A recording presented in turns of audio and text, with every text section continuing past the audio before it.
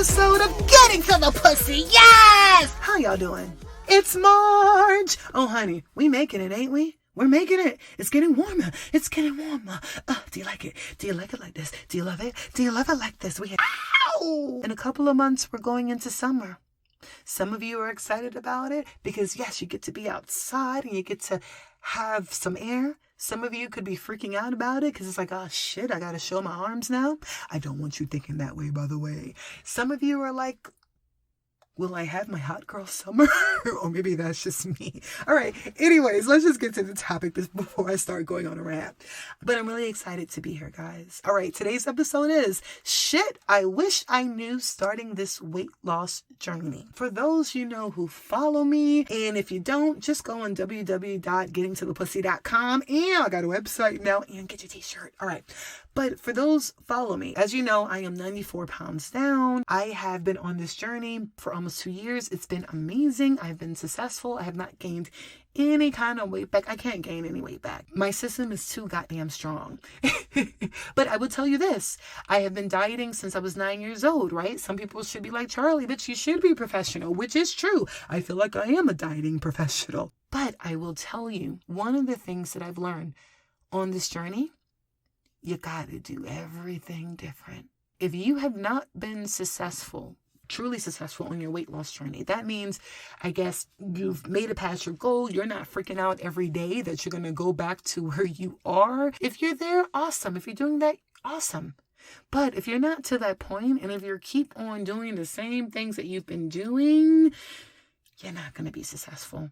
Think about it. Think about the last time you were successful. It could be maybe if you won the lottery because you decided to, hey, play that day. You never played, or you played at a store, or you found some type of money. You went a different route. So what I'm saying is sometimes you have to get off the path you think you're going on in order to get to the path that you really are supposed to be on.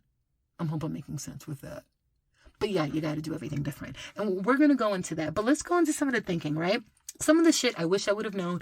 My trainer was joking with me. He was like, Charlie, I can tell you got your ass beat a lot as a kid. Facts. And the only reason why, because I questioned everything. I never really got it because I felt like people were just robots. You know how they say, oh, count your calories, make sure, be healthy, be consistent. And you say that, but what the fuck does consistent look like? What is healthy? Counting my calories, like, huh? How would I do that? So I just feel like we say a lot of things because we're used to saying this, and I call it programming. If you watch TV for 4 hours, and if someone else is watching TV, that same programming with you, I guarantee you guys are going to speak the same language sometimes. It happens. I say, let's get off that language. Let's explore. So I'm going to share with you some crazy ideas and concepts that I finally got, and I wish I would have known. I want to share this with you. Cool? All right. Understand accumulation. And when I mean accumulation, I know everybody got that auntie or that uncle or that friend or even yourself who goes to Costco's, who goes to Sam's, right? Who goes this crazy shopping, and they're always shopping. So, because you know why? There's a sale. There's always a sale. So you have to buy the water. You have to buy that extra cereal boxes. Oh, 8 for $20. You're buying all of this shit. You're putting it in your hallway. You're putting it in your house. And I know you have been to those people's houses where all you see is like those Dannon water packs or Zephyr Hills, or you see cereal boxes everywhere. It's kind of like Hoarder 101. And they're not really a hoarder, but they're doing everyday shopping or deal shopping to the point it's all of these goddamn packages and only one of you.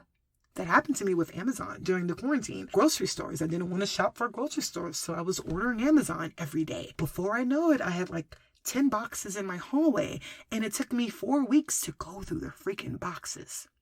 Now, let's bring this to food and your body. For all of my, and I'm not hating, for all of my pasta, my bread lovers. The ones who need rice every day. I need bread every single day. Have you ever tried to make a bagel? I did. I stopped my bagel habit when I tried to make a motherfucking bagel. Let me tell you what happened. I had to beat the shit out that yeast. You got to boil it. You got to stretch. It does not move the way you want it to. And God forbid if you're lazy like me and you don't really finish it, and the next day you try to get back to it, but the bowl is kind of messy and it accumulates. So I never got to eat the bagel because it took me about 3 days cleaning out the yeast in the bowl. Like I had to boil it, use like a half a bottle of Dawn. And I thought about it. I used to eat a bagel every single day. Now, if I'm eating that bagel every single day and I'm not applying no heat to my body, right? It's accumulating inside of me. Yeast block. Am I not surprised I'm looking a little bit pudgy, or my stomach is looking a little bit bigger, or I decided to go on this 3-week diet and I thought I was going to lose weight? Hell no. My body needs time breaking down all that goddamn yeast. Accumulation. So for all of my, and this is even talking about meat, right? I'm even talking about cholesterol. Anything, guys. Anything. Think about the accumulation. So for my people who need meat every day, for my folks who need bread every day, rice, unless you're shitting it out within 3 hours, think about that person's house with all of those Dannon water bottles and think of your body. Now ask yourself, is that why I'm not getting to my goals? Ow, thank me later. All right, let's continue more. We're hot. Let's get hot. Let's talk about the frying pan theory. So, if you ever have a chance, vegans, I'm sorry, but you never know. Buy a pack of chicken and get the nastiest fat on it, or steak. And get the most nastiest, disgusting fat. Like, I want that yellow and white, all that nasty. Drop it in the pan. Put it on low heat. What does the fat do, guys? If it's on low heat, it's going to dissolve a little bit, right? But if you put that motherfucker on high, and then all you see is just the meat now with a little bit of fat. Apply that same principle to your body. Yeah, for all of and I try my best not to judge. For those who don't want to work out, okay, I see you, we'll talk about it. But for those who are struggling, and you're like, I don't want to apply, I hate sweating. Oh, I could only walk.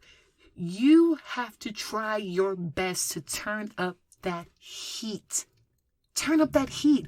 Guys, we are, oh gosh, for all the cannibals, no, not for all the cannibals. But guys, if we're like the same way as freaking chickens, we have fat, we have meat. If you were to go to a human body's exhibit or look on screen, our bodies look very similar to the things we eat, folks. All that fat on there. So if you're applying heat, that means you're working out, you're moving. There's a better chance now you're going to be able to shrink that fat. It's the same shit. I swear to you, it is. I understood that concept. That's when I got my ass outside and I brought that watch. Because I wanted to make sure, yeah, I'm sweating, but I wanted to make sure that my heat and my heart range was up there, that I'm able to burn. So, is that why I'm able to see results after 20 years? Yep. Speaking of exercise, for those who are like, a workout. One of the best pieces of advice I ever got from anybody was a friend of mine who lost, well, no longer a friend of mine, but someone who lost 100 pounds, a man. And he told me, even before I started my journey, Charlie, because I remember I was telling him, okay, I know I got to work out. And he was like, no, that kind of attitude, you can't work out yet. No, you can't work out until you find the love in the workout. That's the only way it works. Because if you're going into, you're going to quit. So you have to find the love in the workout, why you do it. And you can't put it for weight loss. That's the tricky thing. So, for example, when he would go to the gym, he would go, yes, to escape his crazy ex-girlfriend, but he would go for the peace. He knew he had 1 hour to himself where he can think, where he wasn't going to argue it. The gym became his solitude. That was his happy. He found the joy. When I started to work out, I told you guys, I started to do the walking and Stairmaster, and then I realized I had an hour to myself to be in my head. And I was able to create my own little musicals and dance parties and different things like that. And I started to enjoy it. I went on elliptical. I didn't enjoy it because I realized I didn't like the machine. I need to be a little bit wilder. So I started to walk and I started to jog after 6 months. Then I realized I can go apeshit and be crazy and listen to Irene Cara and all of these really beautiful, corny 80s music that I love so much, and no one's going to judge me because this is my own time. I realize in the exercise, you guys don't know, if I don't work out in the morning, I am not right for the day. Emotionally, sometimes I can't pack it on. I need to be ready. I need to have my armor. I work out for release. Sometimes when people pack on like stress and different things on you, I find that hour and I'm like, yes, God, I'm taking a shower. I'm cleaning myself of stress. I gotta find the joy.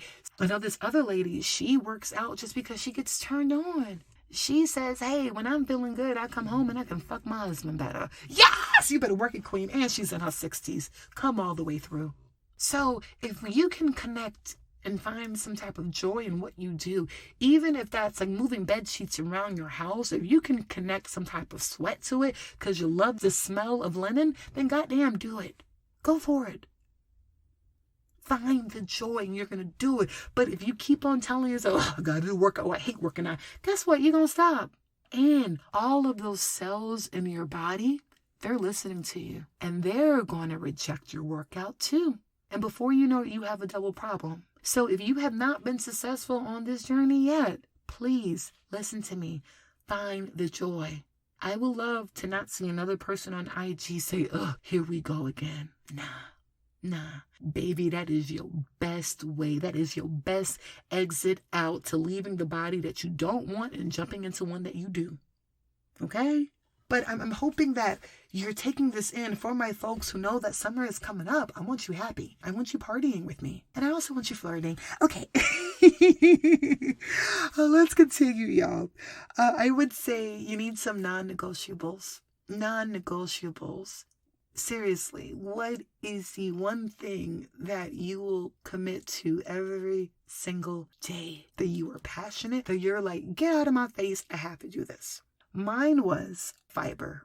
They always say you need more fiber. And for years, I'm thinking fiber, like fiber is Metamucil. When I think of fiber, I think of Metamucil. I think of these lovely older ladies who are in a park with the little pinwheel thing, and they all need to go to the bathroom, and they take an orange powder. So for years, I thought fiber was orange powder. And of course, through my research, you find out that fiber is actually within our food. You have your avocados with a high fiber content pears. But I realize, especially for my people who have bellies, you gotta shit. You gotta shit more. Okay, I'm sorry, you have to do number 2. Just in case if my mom's listening. I know she's like, oh my gosh, Charlie, you know better. Why are you saying shit? Sorry. Number 2, you gotta go to the bathroom, homies. You have to. And you should be using the bathroom 3 to 5 times a day. If you're not going to the bathroom 3 or 5 times a day and you're not getting to your weight loss goals, that's something to look into. So, no, I'm not going to buy Metamucil. But I realized, okay, and I'm not going to buy Metamucil, but you know what? I can get with the fiber thing. I like avocados. That has a high fiber content. Ooh, maybe I can add a prune up in there.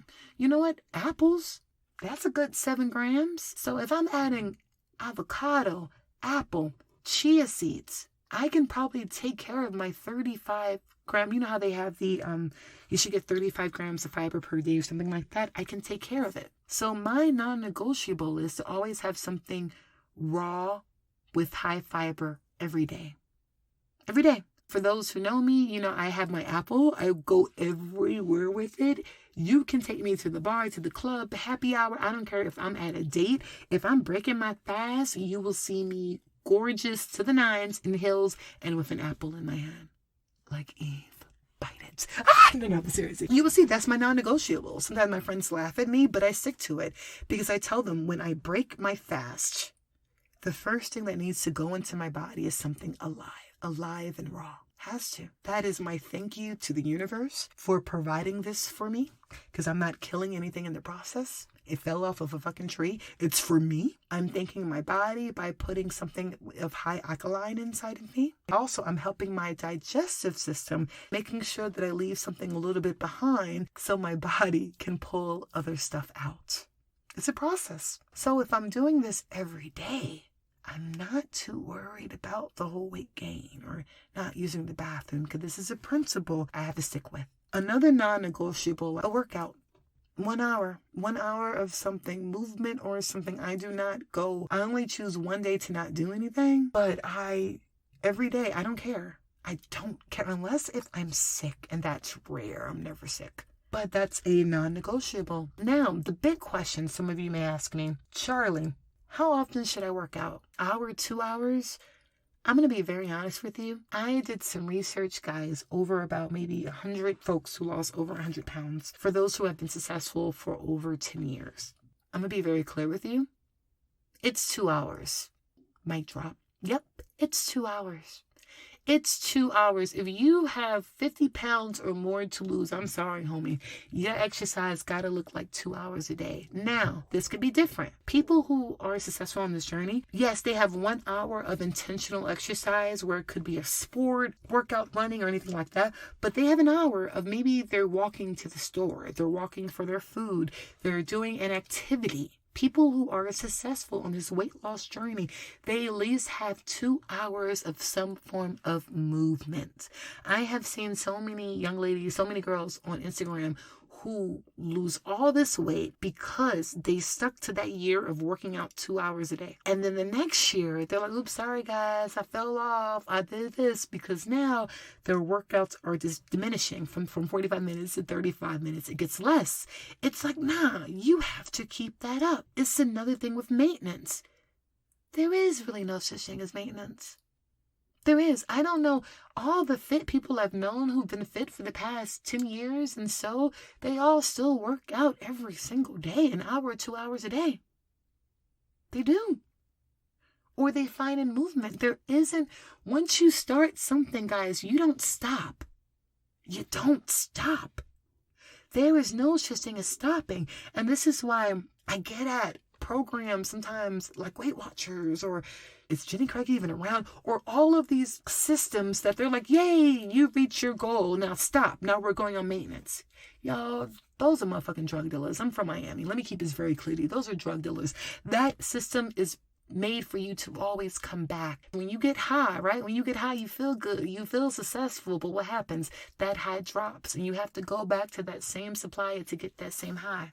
I find that's the same thing with a lot of these weight loss programs. I do. Now, some people, they need them, right? But I'm telling you, this podcast is called Getting to the Pussy. Getting to the motherfucking pussy. You got to get to your power.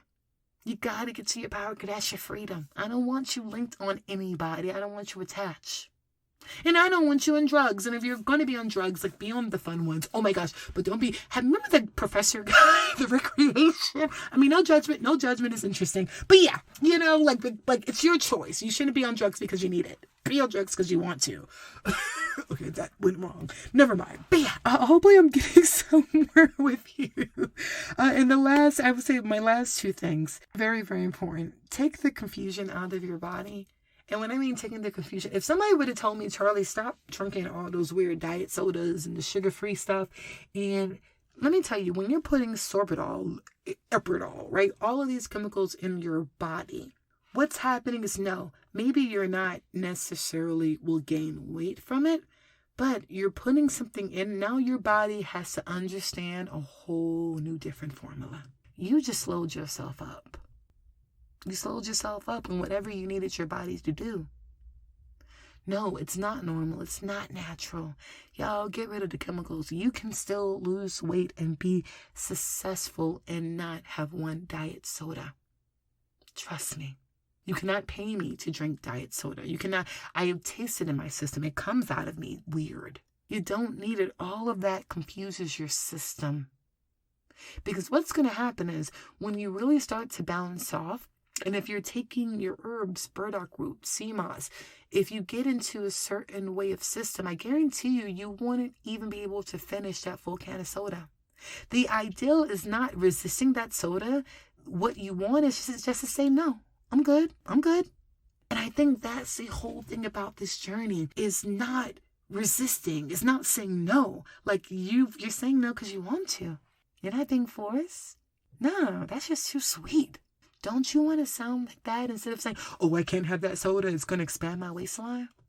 That's where I want to get you. That's where I am now. And I'm still continuing this journey with that kind of swag. It's working. And for all of my folks who are frustrated on this journey and you feel like you can't move, you're like, Charlie, nah, this shit sucks. This is hard. And I get it. Some of you guys are getting married this summer and it's happening. And when all else fails, go back to a time when you felt like you were on top of the world. Maybe you were in 4th grade and you won the honor roll. Maybe the first time you got to your weight loss goal. I don't know, just in a time that you were successful and you didn't think it could happen, but it happened to you. Go to a time where you didn't think it could happen, but it happened to you. Hold on to that and apply that to where you are now. Because sometimes we need to remember how successful we were in order to be successful now. Connect to that energy. Sometimes we have to connect to something. And if you're not connecting to a positive, you're always feeling like you don't have this, you feel like crap, you're going to be crap. If you always feel like you're not successful on this, you're not. You need something to connect to. So connect. Go ahead. Connect to that old energy. Connect to it. Remember it. Good things happen to you. And good things can still happen to you. Do you hear me? And these are all the things I wish I would have got on these 20 years of when I wouldn't have been so miserable and so tortured. So if I can save anybody 5 or 10 years from the crazy, you're welcome. Give me mezcal later. But I'm done, y'all. I wanted to share this. I will be back on in the next 2 weeks. Let's figure out what we're going to talk about. But what's really exciting, go on my website, www.getingtothepussy.com. Yes, we are up, y'all. We have sweatshirts. We have masks. You can go on there. I'm going to do some blog posts. You can find my podcast on there. You can find the Body Bank Journal. Whatever you need, www.getingtothepussy.com. Wear a mask. Start a conversation. It has getting to the pussy on it. When someone asks, and if someone, like where you're getting to the pussy shirt at the gym, and if someone asks, getting to the pussy, what is that? The beautiful thing about this movement, it is subjective to you, baby. What is your getting to the pussy? I'm with it too. All right, y'all. I love you so much. I will talk to you in the next 2 weeks. I will talk to you next week. We'll figure our lives out, whatever. And you take care. And I hope this helps. I want to party with you, some of y'all. I want to party. We will.